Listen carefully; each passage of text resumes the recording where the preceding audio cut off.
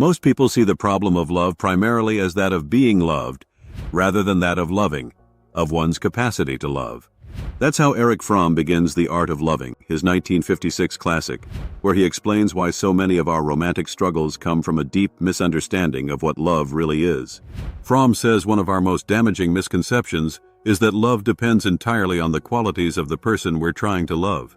In other words, we treat love as a problem of finding the right object, not developing the right faculty.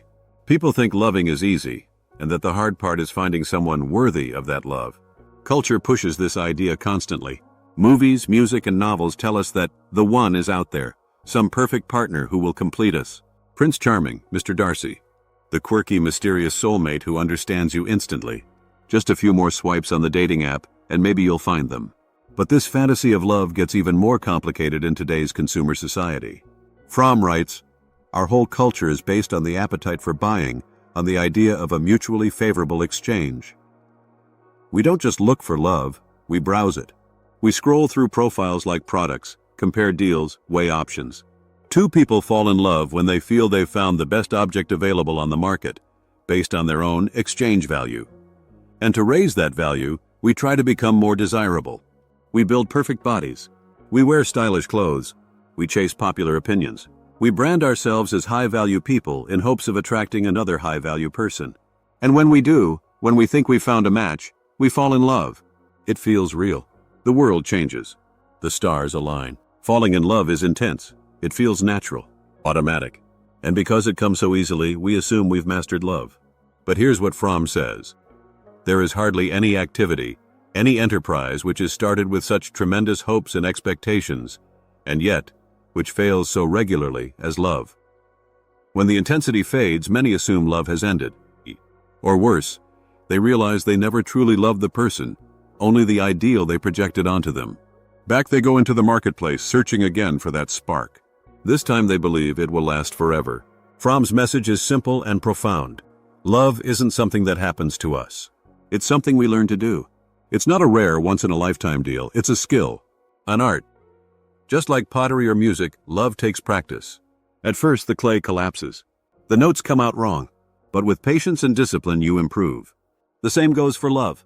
And like all arts, it has principles, knowledge, seeing your partner clearly, not through fantasy care, actively wanting their life and growth, respect, giving them space to become who they truly are, responsibility, being present and able to respond, concentration, paying real attention, discipline, showing up when it's hard, patience, knowing that real love grows slowly, supreme concern, taking love seriously, treating it as something sacred.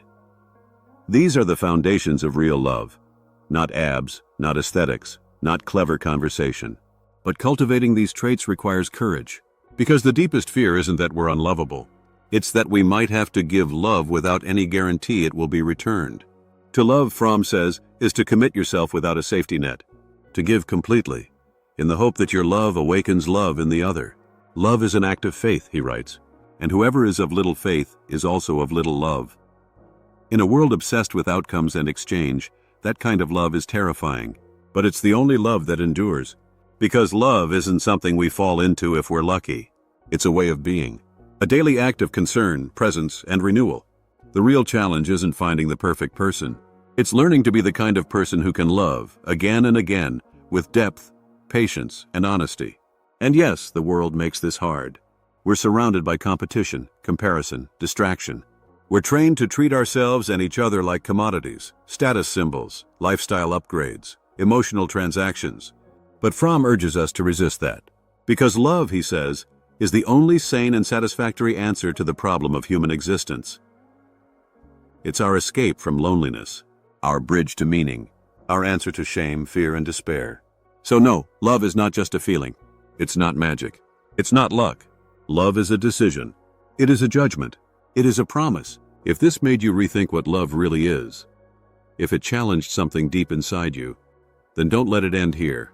Subscribe to Intuitra, where philosophy isn't just theory. It's a mirror, a confrontation, a path back to something real. Because love isn't waiting for you. It's waiting within you. And your next step begins with what you choose to understand.